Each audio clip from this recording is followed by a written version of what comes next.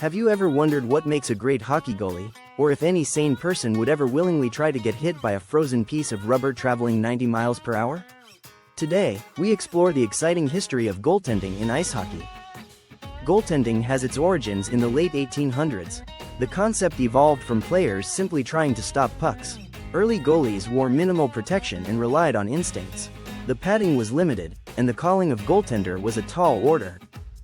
Famous early NHL goalies included Georges Vezina, nicknamed the Chicoutimi Cucumber, for his cool demeanor on the ice, and others like Walter Turk Broda, the Rangers' Johnny Bower, and Red Wings' great Terry Sawchuk. These players set the standard for future goalies with their incredible skills.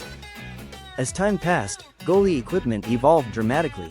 From simple pads to advanced protective gear, safety became crucial. Goalies moved from wearing standard hockey gloves to specialized catching gloves and so-called blocker gloves, which allowed the tender to more comfortably hold a stick in one hand while adding a large flat blocking surface that could be used to deflect shots away. Modern goalies now wear specialized pads, gloves, chest protectors, and masks that enhance vision and protection. Goalie masks even became a surface for artistic paint jobs that displayed team colors and crests and allowed for a goalie's personal expression. The playing styles of goalies have changed significantly, too. The traditional stand-up style relied on vertical movement. Stand-up goalies relied heavily on calculated stick and skate movements to block shots low to the ice. In contrast, the butterfly style involves lowering the body to block shots. Butterfly-style goaltenders often drop to their knees, with the face of their leg pads upright and spread out to cover a larger area on the ice while also directing rebounds off toward the corners of the ice. Two of the primary innovators of this style were Chicago Blackhawks legend and Hall of Famer Tony Esposito and Hall of Famer Glenn Hall.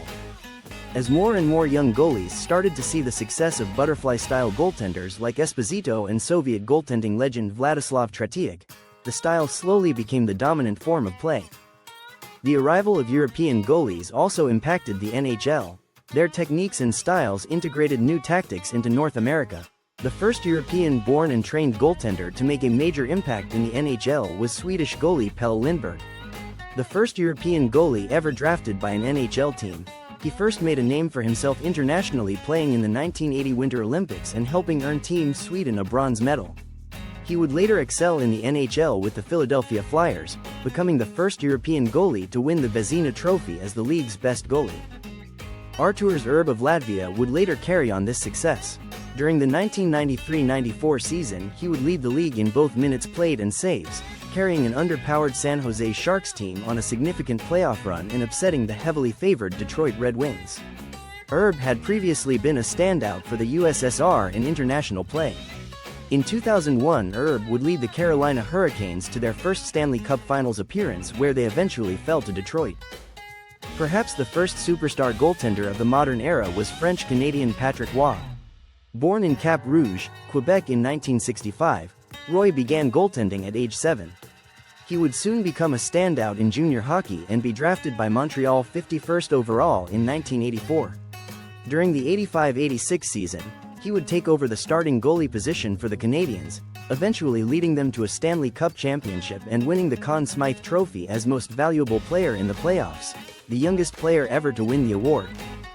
St. Patrick would go on to win the Conn Smythe twice more, ending his illustrious career with 3 Vezina trophies as the league's best goaltender and 4 total Stanley Cup wins, 2 with the Canadiens and 2 with the Colorado Avalanche.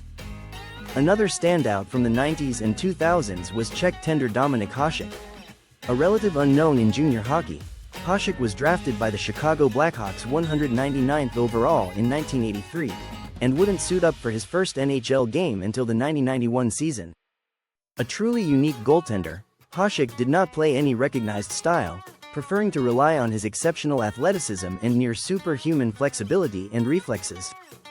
The Dominator would end his 16-season NHL career with 6 Vezina trophies, 2 NHL MVP awards and Stanley Cups in 2002 and 2008.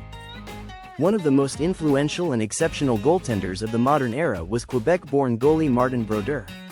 Drafted 20th overall by the New Jersey Devils in 1990, Brodeur was in many ways a throwback to an earlier era. He carefully created a style that would often be referred to as a hybrid between the butterfly and stand-up styles. Brodeur would often stay on his feet to make saves that any other tender would drop down to make, allowing him greater mobility. To this end, he was also known to wear some of the smallest pads and chest protectors in the NHL. When he did drop down to make a save, it was more often than not into the so-called half-butterfly position, with one pad face down on the ice and the other face up and extended. Where Brodeur truly revolutionized the position was his puck handling. Previous goalies rarely ever handled the puck with their sticks, but Brodeur would almost casually handle the puck outside the net, often clearing the zone by himself or making long tape-to-tape passes to teammates. It was often said that Brodeur was not just a goaltender, but also a third defenseman. He was even able to score multiple goals by lofting pucks all the way down the rink when the other team had pulled their goalie for an extra skater. Brodeur would finish his 22-season career with a Rookie of the Year award, 4 Vezina trophies, 3 Stanley Cups and 2 Olympic gold medals. He currently holds NHL records for wins, shutouts and games played, along with being the only NHL goalie with 8 40-win seasons. One way to judge the importance of goaltenders in the NHL is the Conn Smythe Trophy, awarded to the best player in the playoffs. Since its creation in 1965, the award has gone to goaltenders a total of 17 times. Along with Patrick Waugh, goalies like Ron Hextall, Tim Thomas, Jonathan Quick and Andrei Vasilevsky would earn it, delivering exceptional performances. The NHL has prominently seen goaltenders from several countries. Canada is known for legends like Brodeur, Patrick Waugh, Ed Belfour and Roberto Luongo. America boasts greats like John Vanbiesbrouck, Mike Richter and Jonathan Quick. Russian goalies like Nikolai Habibulin, Semyon Varlamov and Sergei Bobrovsky shine in the NHL too. Czech, Swedish, and Finnish goalies also have made a mark. Some of the greats include Hasek from the Czech Republic, Henrik Lundqvist of Sweden and Finland's Pekka Rinne. Remarkably, some goalies even score goals. Players like Mike Smith and Ron Hextall have scored in games, showcasing their versatility. Since 1979, 17 goalies have been credited with scoring goals, with Martin Brodeur leading the way with 3 in his career. In summary, goaltending has a rich history that keeps evolving.